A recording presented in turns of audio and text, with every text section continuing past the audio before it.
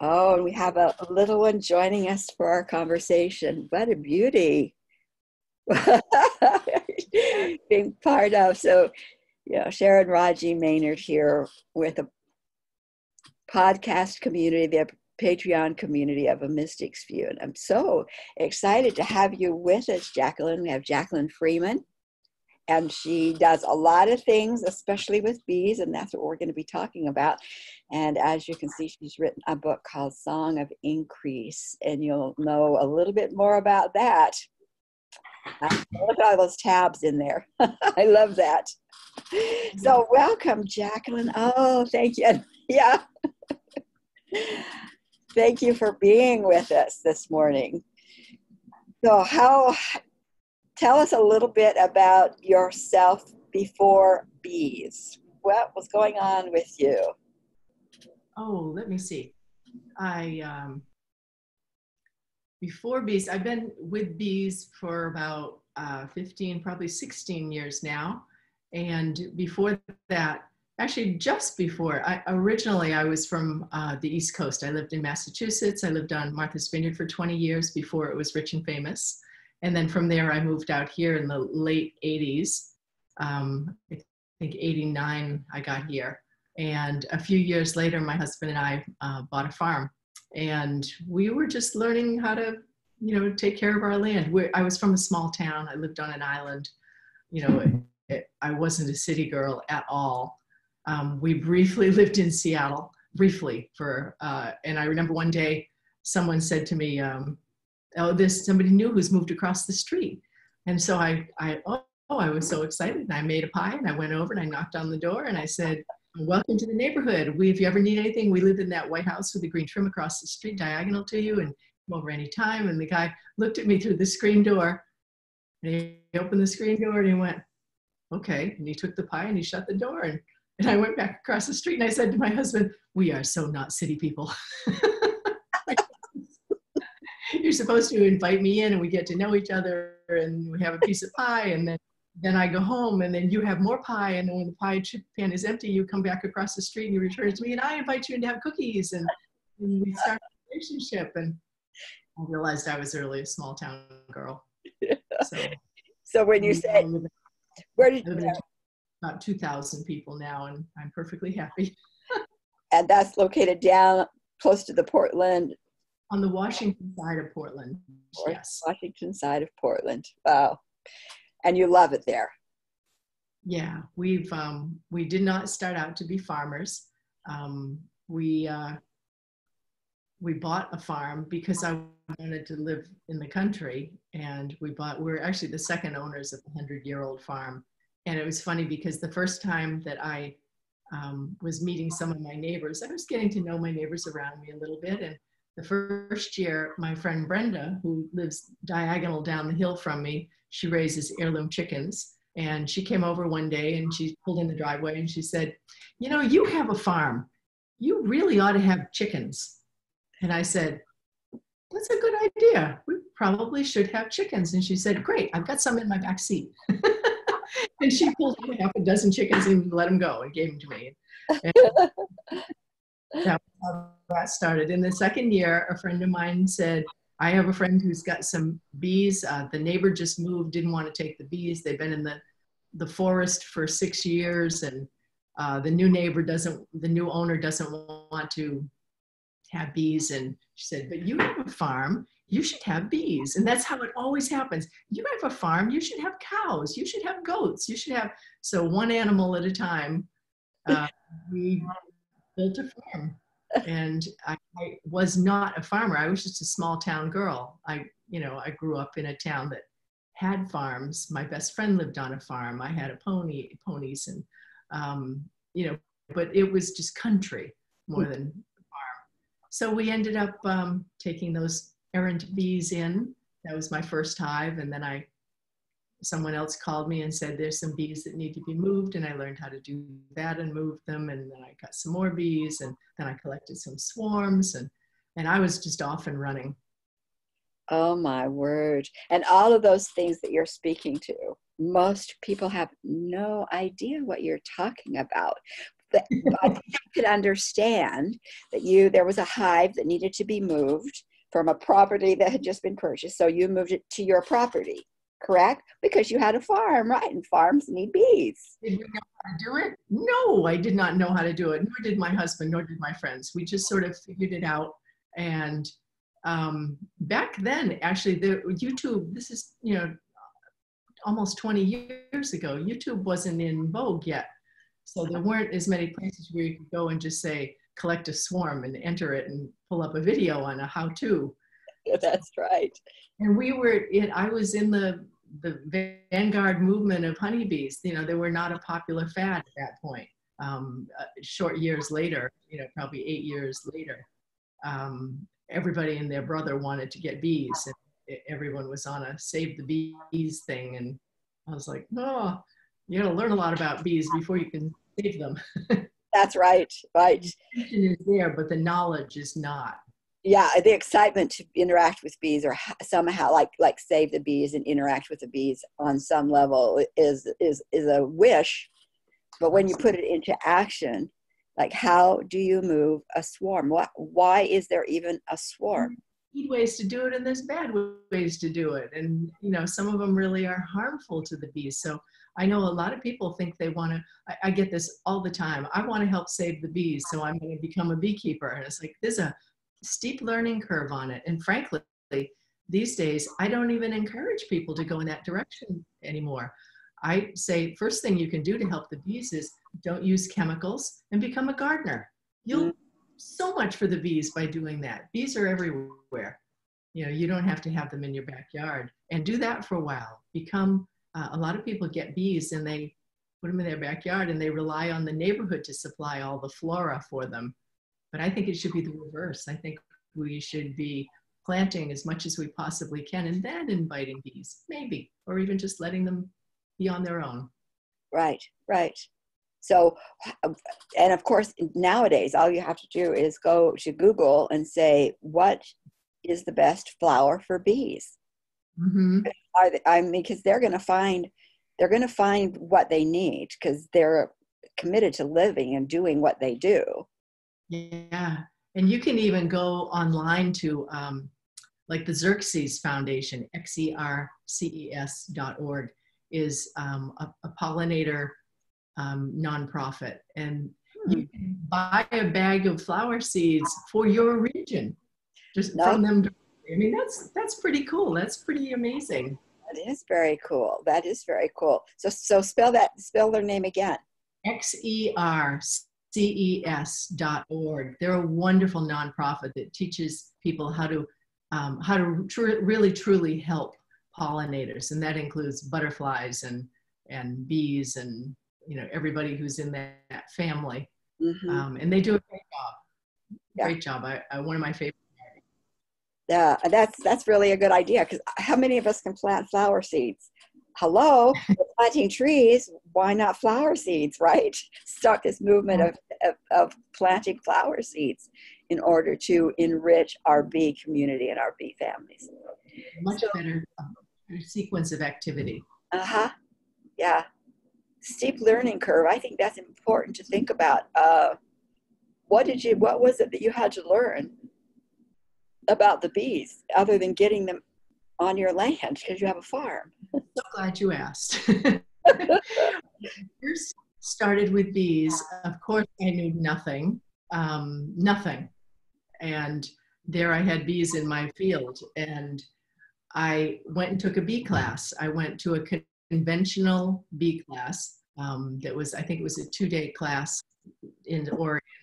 And I realized as I was watching how you keep bees conventionally, spraying with chemicals to keep parasites down, taking the honey and feeding them sugar, pinching the queen, like the queen's personality, or you thought she was getting too far along in her scant brief life. There were so many things, and every time we did a new activity, I remember thinking, well, I'm never going to do that. I'm never going to kill a queen. Why would I do that? And they have reasons for doing it, but I thought, those reasons don't sound, the bees don't do that, and taking the honey and replacing it with sugar.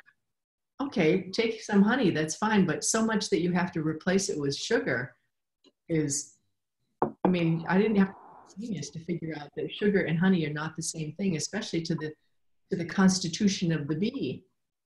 So anyway, that was my immediate beginning was, wow, I just went and spent a few days learning all these techniques that I am pretty much never going to do. I was hard pressed to think of anything I learned that weekend that felt right to me.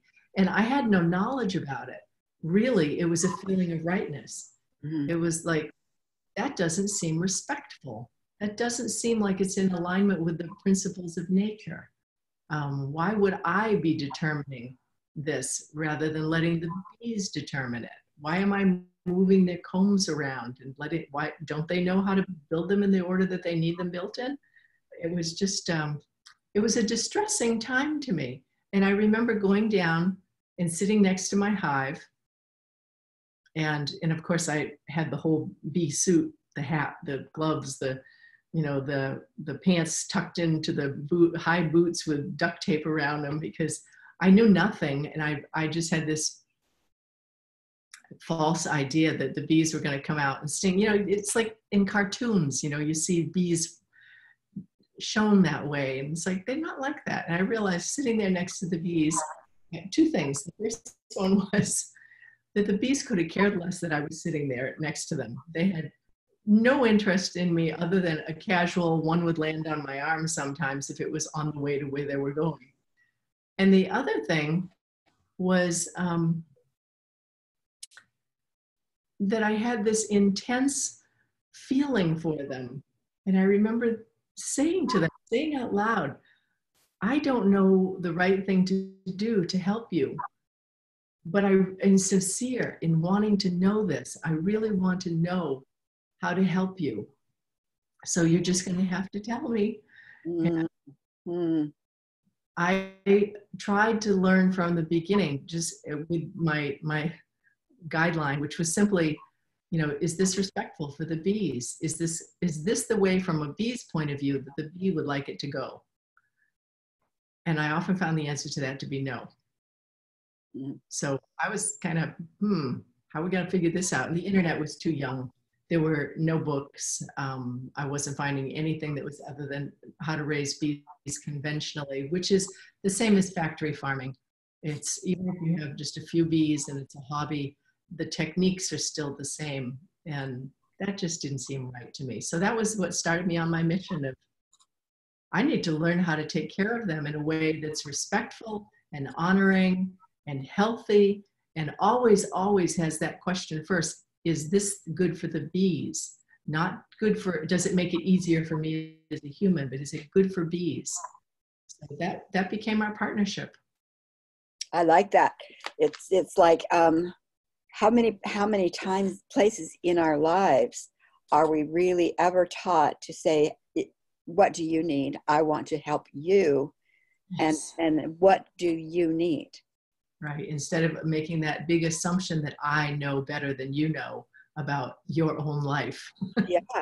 It's pretty much built into cultures around the world that somebody else comes and sits with the quote unquote bee person and say, oh, I see you need X, Y, Z. And we become then the one who knows all. There's things like, let me give you an example. It's common knowledge that you can't have two queens in a hive.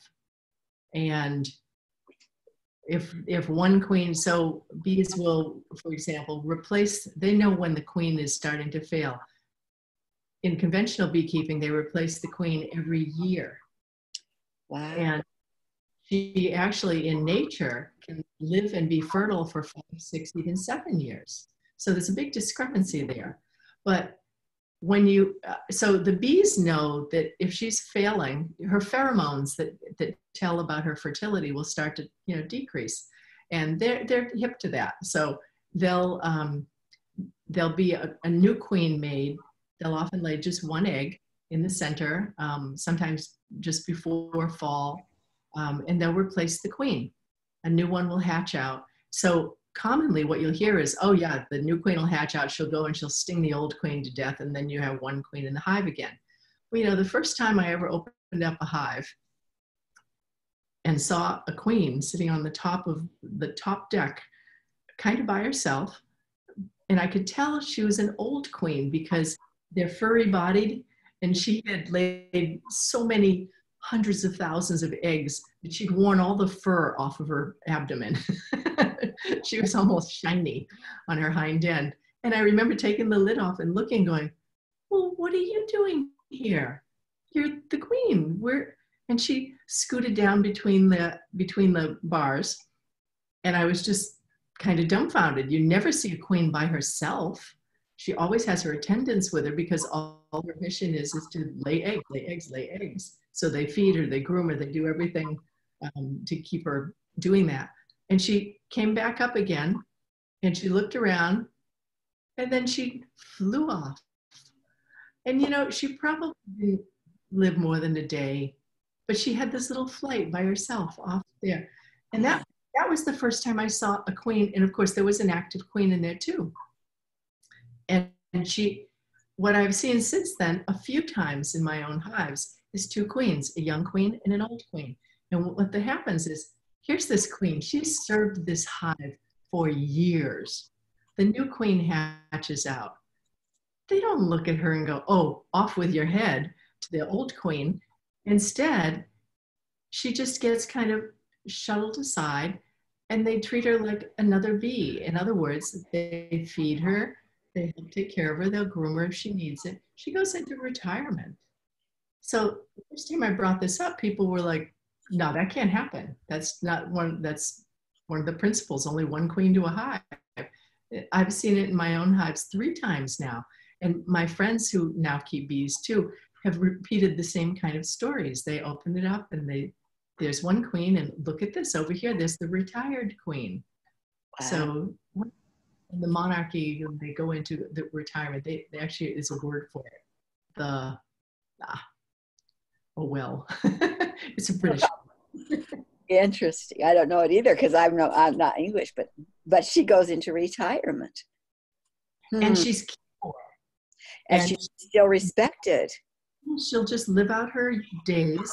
It's probably just maybe a few weeks, and you know she has no longer a driving purpose in the hive, and she'll just live until she dies. Mm-hmm. Now she will be living 2 more years. They do this when she's toward the end of her life anyway. Mm-hmm. But how sweet and wonderful and natural, you know, when I think of it, that seems so much more appropriate in activity than off with her head. Exactly. Or replacing her every year just because you think you need to replace her every year. Who made that up? Well, I can tell you who made that up.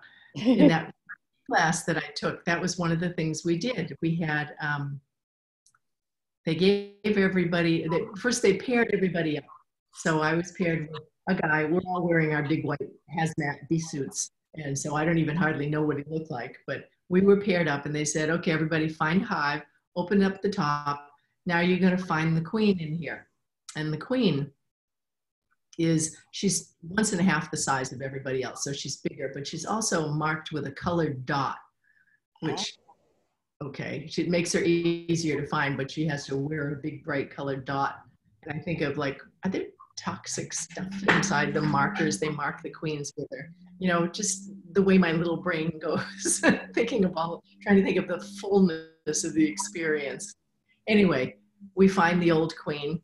And so he picks her up and I've got this new queen in this little tiny wooden box. And I'm just fascinated. I don't think I've seen a bee close up, never mind a queen close up. And they say, okay, one of you pick the old queen up. And so he picks her up. And I'm still looking at the new queen here. And the guy says, squish the queen now. So squishes the queen. And I was like, what? Squish the queen? I had no idea we were going to be killing bees here. I was distraught. I was just, why are we killing the queen? She looked perfectly good. 30 seconds ago, she was laying eggs and the guy said, I said, why are we killing queens? This doesn't make any sense to me. And he says, because they lose their fertility in their 2nd year. So we replace them every spring. Every next spring, we replace them with a new queen, and that way we've always got peak fertility. And I thought, that isn't the way nature does it. Now, I don't know what the right way is, but I'm pretty sure that's not the right way. And years later, when I started having deep communications with bees, I had never killed a queen in my hives. I let them sort it out and do it the way that they wanted to do it. And I'd seen queens live and go on with their fertility for years. So I knew that it was quite possible. And I wondered, why do they say that the fertility it decreases so much? And then, and I'm probably jumping ahead a little bit, because let me just state it. I can communicate with bees. I can speak with them. They speak with me. And it wasn't a thing that I learned how to do. It was like one day that just opened up. It was as much a surprise to me as anything. It was probably in about my 6th year. I'm going to come back to the queens. Okay. In my 6th year, I had 1,000 questions, and I was always going down and sitting next to my bees. And by now I wasn't wearing my bee suit anymore. I realized they were friendly. I was friendly. And I would just sit next to the front of that hive, and I would say, I don't know what to do, but I want to do right by you. And just lead me in any direction. I will follow what you say. Now, for 6 years, I had never gotten an answer about anything. It didn't matter. I still showed up, and in my earnestness, that was my request, was share with me, tell me how to best help you be the fullness of what you can possibly be. And it was just like a prayer, I said. Yeah. And one morning I woke up, I was in that half asleep, half awake place where things can come in. And I just heard this little voice talking in my head, telling me something about the bees. And I had a pad of paper down next to the bed, and I wrote it down. I had a journal, sometimes in the morning I'd wake up and I'd write something. But this was not from me. This was something coming through me about the bees. And I wrote it all down. I woke my husband up and said, I just got this really interesting, strange information. And that was interesting. And then, a few mornings later, it happened again and happened again. And then we were off and running. It was a lot of information about bees. It was like this portal opened up where I was hearing and seeing information coming from, not from one of my hives, more like the bees, how would you even say it? Like the entire bee family. It was like there was a spokesman bee. It wasn't like one bee. It was like the family of the bee. Like the bee collective, the bigger psychic collective. Yeah, like that. And so I got a lot of new information. And the information I got was like, I would read it and go, yes, that's what yes, that's my intuition has always been, there's got to be a different way than this. And I had refused to do any of those things that I was learning. I was winging it for sure. But my bees were doing okay. Not all of them survived, but I was learning as I was going.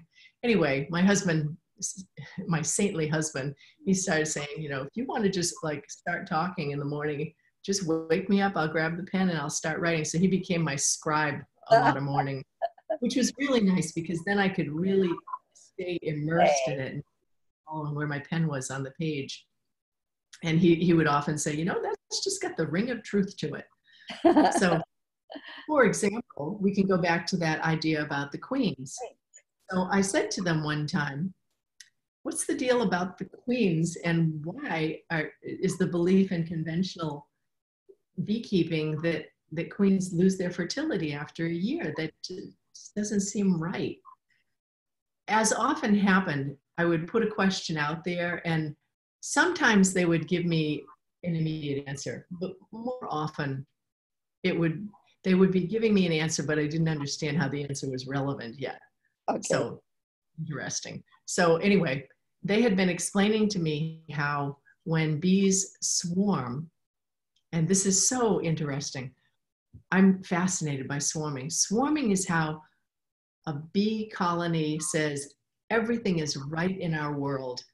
Everything is full and rich, and we have an abundance of honey and nectar, nectar that's becoming honey, and pollen for the babies, and a bunch of babies in the nursery that are gestating, and the flowers are in bloom, and everything is wonderful. We're big enough at this point that we could split and become two hives.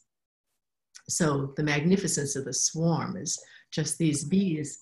One day, there's a long preparation. The preparation takes almost 2 months. And then one day, half the hive just exits with the old queen. And the old queen has laid a bunch of baby eggs, baby queen eggs in there. And about 2 weeks, a week to 2 weeks after the swarm leaves, these new eggs will hatch. And one of those will become the queen of the hive that's left behind, the colony that's left behind. In the meantime, here's this queen that departs with all these bees. And I'm talking like 20, 30,000 bees. This is so amazing. Now, make sure I come back and tell you about the queen if I go off on a tangent here. But I have to tell you about swarming because it's so amazing. I've been standing there going, you know, my bees, they're about ready to swarm. And all of a sudden, there's like a signal given, and they just pour like water out of the hive, just as fast as many as can come. And when they come out, there's just this chaos of 20, 30, 50, you know, a lot, thousands of bees, tens of thousands of bees. And it will be about, well, okay, all these bees are in the air. Now the last one out, it takes them like 10 minutes to get all the bees out. And they're just flying like this. They never bump into each other. It's amazing. I've stood in the middle of the swarm and I've never been bumped with that many bees in the air. So look, I'm in a room that's probably 15 feet by 15 feet. Add 20,000 bees who are going like this in every direction at once, and nobody bumps into each other. I mean, that to me says there's some kind of cosmic consciousness that says, I am part of you and you are part of me, and we know where we all are at the same time. We can be, and they don't even bump into each other. Anyway, they all fly around in this, what looks to us to be chaos. The intention is to hide the queen, and she's one of the last bees out. She's big, and you know, if you had a bird flying overhead going, oh, I want that big fat one, they can't risk that she would be picked off or lost along the way. So she comes out and she flies around with them for a while, and then they head over and they find usually like a branch, and they just all land in like kind of a big football shaped ball, and they land and wait on that branch. And what they're doing is they're seeing if the queen is there, and she'll land early on with them. And then they just form layers and layers and layers, all hanging on to each other, suspended. It's just magical. And then the whole tempo changes. All of a sudden, instead of it being this jubilant, happy, exuberant energy, I mean, you can't help but laugh till I'll cry, because it's just so incredible to be in that energy. And then all of a sudden, it all coalesces onto this hanging bunch of bees, all walking around on the surface, and they're just humming and just happy to be there. And at that point, what they're doing is they've sent out scouts to find a new home, and there's a voting going on about where will the new home be, and they'll wait. And they could wait 20 minutes, they could wait 3 days. It's until they're ready. Sometimes the 20-minute wait is the scouts have already picked out a place and decided. They just stop off on a tree branch, make sure the queen's there. If the queen isn't there, they'll all go back in the hive, which I've seen happen once or twice. But they'll wait. And then the queen never, ever, ever comes out of the hive except to do this swarm route where she goes off and they go move into a new home and start a new colony. So to come back to the queen, when I asked about this, they said, this is like, this swarming activity, this is something that conventional beekeepers thwart. They try to have bees not swarm, because your hive may have 40,000 bees in it. All of a sudden now, you lost half your workforce. You got 20,000 bees in it. So they'll do their best to prevent it. And that can be things like clipping the queen's wings. She can't fly. If she can't fly, that swarm will go out and go, the queen's not with us. Okay, we give up. We'll go back in. And they become workforce again. There's a lot of, they keep adding boxes and boxes and boxes, empty boxes, and the bees will go, whoa, we thought we were like doing well, but geez, now we got a whole empty box. I guess we can't leave and swarm. We'll have to build more, work harder. There's all these different ideas about it. Anyway, what the bees told me was, they said this swarming is really crucial to the development of the new colony. For one thing, there's this jubilation. You can feel they're bonded. There's just this happiness and everything. And they fly off and create a new colony. But the queen, if she's prevented from swarming, she doesn't ever get to come out. So she'll stay in that hive and she'll lay her eggs and she can't leave. She may have clipped wings. She may, for one or another, a bunch of reasons, she'll choose not to leave because conventional beekeepers are thwarting the process of swarming. Wow. That's it in a nutshell. Right. But wow. what they said was, of course she's infertile the second year. That swarming process is when the queen comes out and has that one brief day in the sun. And when she's in the sun, her hormones are turned on again. You don't know a thing about bees and you hear that and don't you go, oh. Yeah. Wow. Yes. So when you thwart swarming like a conventional beekeeper would do, of course you have an infertile queen the next year. She didn't get to have her day in the sun. And there's that whole thing. It's not just the sunlight, it's also the activity. The part of like, she takes a break from laying eggs. They kind of slim her down a little bit because she's heavy with egg, and get her ready for her flight. And the whole process of like breaking the laying cycle, that's a part of it too. So there's a whole sequence of activities that go on that the bees understand and do, and for the health of the hive. Wow. So in the way there, and we go, well, I want to keep all my bees. We need to make more honey. Get back in here. That just isn't for the good of the bees. So, oh my goodness, I think I talked 15 minutes straight there. Yeah. There's so many correlations in life. How many places where human beings keep each other trapped, and instead of how many days in the sun do we really allow ourselves?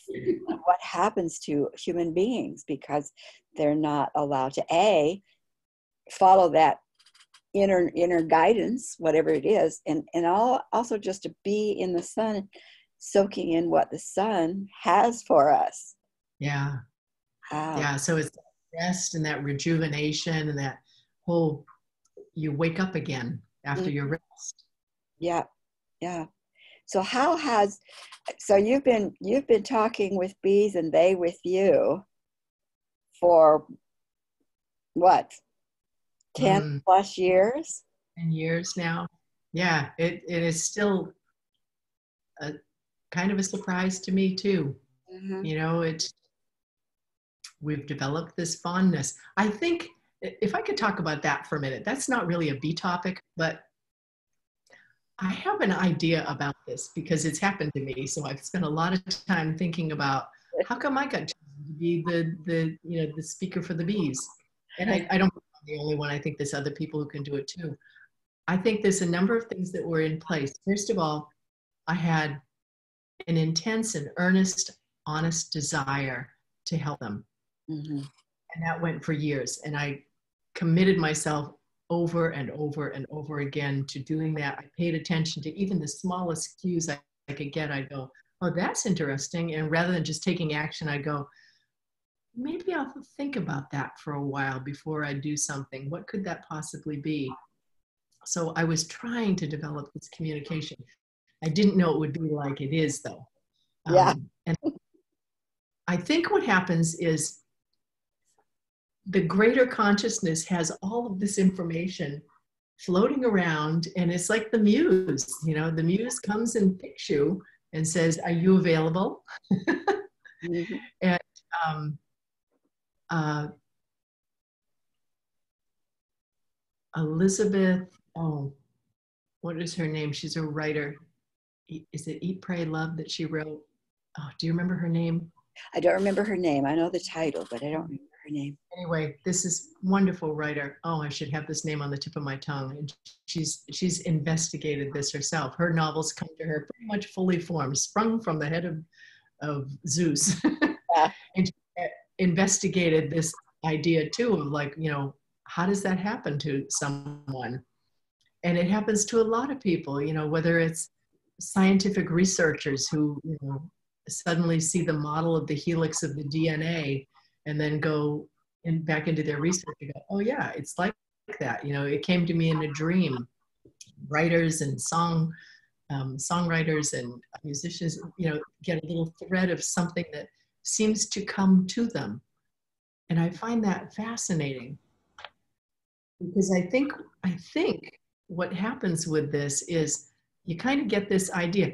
I think probably a lot of people get ideas, you know, hey, what if I invented this thing that could do this? The idea pops in out of nowhere. And I think that muse is going, are they going to do anything with it? You know, this is a good idea. I've kind of always been open to this. And I remember my sister lived in LA and she would say, remember that thing you told me about 2 years ago, this idea you had about something that I didn't do? She said, I just saw it in a store. Someone went and invented it 2 years after you had it. So I think the idea visited me, but it wasn't a good vehicle for it. I didn't do anything with it. I knew it was a good idea. And I think they're kind of checking on, you get one good idea, and if you don't go anywhere, you don't get 2 good ideas, or 3 or 4. But if you get them and you respond to them and you're a good caretaker of the idea and you bring it out into the world, you do what's being asked of you, then I think you get a second, third, and a 10,000th chance it gets to repeat. So my understanding of this is that I have served the beast. So I went and, you know, put it together and wrote my book. Yeah. And I'm working on a second book right now. And when I did that, wow, I took it out into the world. And so I had a number of years worth of things put aside. And then I got to see it did something. The book really spoke to certain people in a powerful way. And I'm not the only one that changed beekeeping, but I've had my hand in on it. Yeah. So there's a lot of people that have been changing and are changing it right now. And I look and go, God, that's great. This is, and you know, it's a funny thing because I love this book, but I don't feel an ownership of it. Mm-hmm. You know, my stories about bees are in there, but the information about the bees came from the bees. It came through me. It didn't get invented by me. And I find that I had a hard time understanding some of it myself. I really had to go to Google, look up words and see what they're telling me. I had to become smarter in order to understand the information myself. Mm-hmm. When you become a vehicle for that information to come through you and you serve the information well, you get it out into the world, I think it just keeps the door open. So the muse keeps going, yeah, that's a good vehicle. We'll send you more. I think songwriters are like that. You know, you do a good job, you put it out there, your poetry comes that way, your novels come that way. Not to everybody. I think some people do it the black and white way. You write a structure, fill it in, write up the sentence. I think some people do it that way, but other people, and I've heard some people, I remember hearing about a woman who was a poet, and she had a poem start to come through, but she was out in the middle of the field and she didn't have a pen and a paper. And she ran back to the house, like chasing the lines of the poem to get them down. And she said it was almost like I was reeling them in backwards, you know, running to the house to get, because it was holding on to them. Don't hold them on. Don't let go of them. I love that. Yeah. And I can't tell you how many times I've woken up in the morning and had a piece of information and gone, oh, well, that's so significant. I will certainly remember that. I'll go back to sleep. Have you done that? That my life is, you're speaking. Yeah. Yeah. Yeah. I go, I had an idea. What was that? And it was so valuable. I mean, it was so profound, right? Yeah. I find it's that those 6 years of you being there, to me, it's significant because I see it as a vetting. You were being vetted by the bees, which is so missing in our world today. One of the big problems, for example, in domestic abuse situations, and I've done some conversations and interviews with those who are in that field, and it's been shown, as they've done research, that women who get into domestic violence situations don't vet. The man comes on a white horse, he brings her chocolates, he does the rose, he says the right words, she's hooked. She gives her loyalty too soon. And then it's hard to disconnect. Yeah. And so when I hear that I think the bees were vetting you. They wanted to see who you were, and because these creatures are highly intelligent. I would think you would say that too. Yes, I agree completely with what you're saying, and I do feel like I was entrusted with information. And then given the mission of, now you go get it out there because we can't write with pens. Yeah, absolutely. Absolutely. So in what ways? Elizabeth Gilmore. Excuse me, Elizabeth Gilmore. Yeah, thank you. Gilmore, that's right. That's right.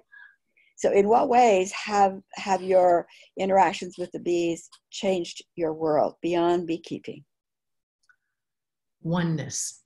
That is the concept that I have learned from the bees. Frankly, I've been through my entire life. I'm 69 now, and I've been through my entire life pretty much thinking that, there was me and then there was everybody else. And, of course I have enjoyed the company of people and all, but I didn't understand the feeling of oneness with others. How could there be anybody, I could feel what's inside of me, but I didn't feel as connected to everyone else around me. That's the one thing they described to me. One of the first lessons I got from them was about unity. And the concept of unity is that we are all one. And there's a really interesting thing that the bees do, which I'm constantly fascinated with. And I'm going to tell you how they build wax. And this is a great description of it. So you have a bar. Here's your wooden bar. In conventional hives, they have a wax sheet, and the bees have no choice on how they want to build their comb. In kind of alternative beekeeping, we just give them bars on the top so that they can suspend their combs and build them in whatever shape and size and however they want. So it's just something they can tack it onto. When they have an empty bar, all these bees will come in and they'll line up in whatever curve they're going to do it in. And one bee will hold the leg of the bees above them, and then their legs are down and the bees are holding up. And what they're doing is, it looks like this beautiful bee necklace. And they're measuring how many little hexagons across, how many hexagons down, and what will be the final shape. And they end up being like, if you took a necklace and you put a push pin here and a push pin here on that bar, the way that it falls will be the shape of it. And if it's close together, it will be a narrow, long one. If it's wider apart, it will be a short, broader one. Anyway, they're measuring. And then the bees who make wax will be making wax, and they'll come in, and the worker, they'll start working the wax into the comb. But what I find so fascinating is the bees who made the measurement are not the bees who go in and build it. So these measurements are made, and those measurements must be part of a conscious knowledge that they all have, because the next one in goes, oh, my piece goes there. I mean, I think that's astounding that, and there's so many times, there's so many examples of that where they have a common consciousness. When I described earlier the swarming and 10, 20,000 bees in the air, and they're all going about this fast and nobody bumps into each other.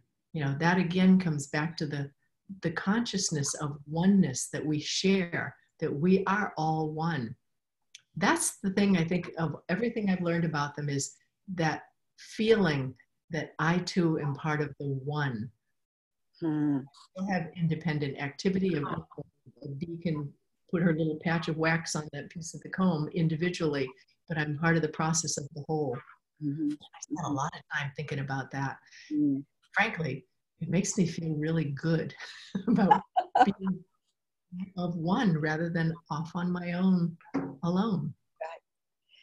Right. You know, when you talk about, here's the measurers, and they measure, and then that's their job, but the measurements somehow are then part of the consciousness, because the measurements are done and they don't, and then they move aside, and then what looks to be like independent activity of, here's where I put my wax piece.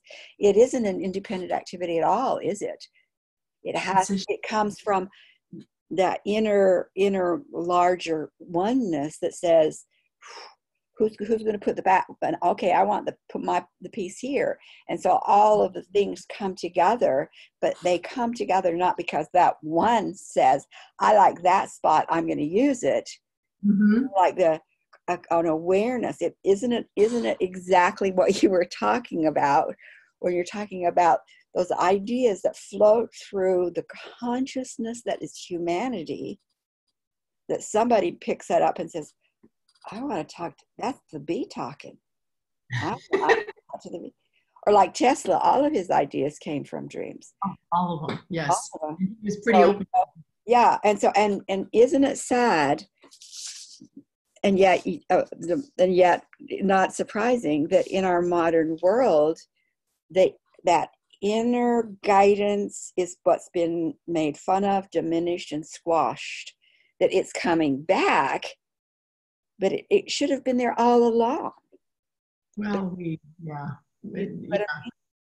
that we've got to relearn how to dance. Yeah, and from that oneness. How to serve that oneness too, that serving the whole. I think one of the vehicles that they use, that so much of my learning about this has been through the bees. I remember one time I opened up a hive to do something. Now, you don't ever have to open a hive, and frankly, I haven't opened a hive in years now. I don't believe in it, and that isn't the way I treat them anymore. But at the time, I was still going in to have a look-see and have a little peek at what they were doing. And it was a really hot day the day before.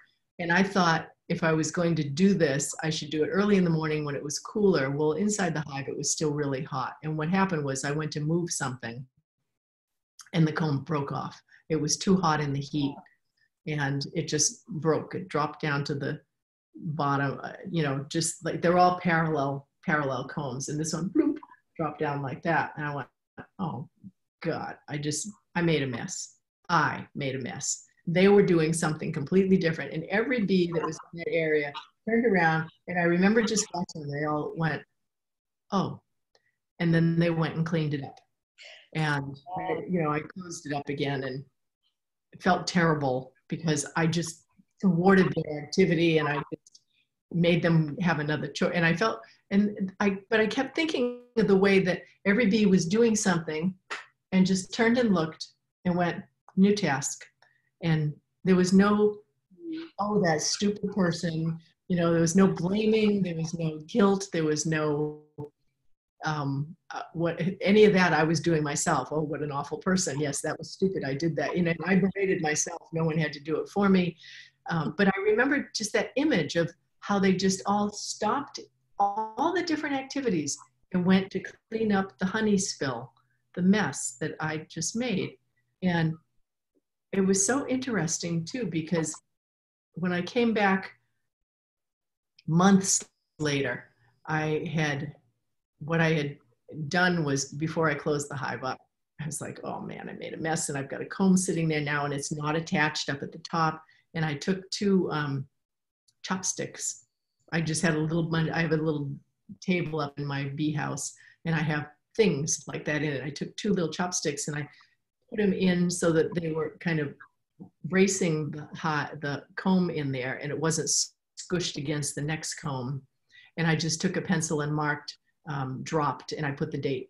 I forgot all about it and because I felt so bad about that hive, I don't think I opened it for months again. Months later, I did go and open it, and I had completely forgotten about this, but I saw that they had fixed my mistake. Wow. I had just gotten the comb so it was just not touching the one next to it. And what they did was they put new comb along the top and reattached it. It had dropped down a full inch, but they had reattached the comb.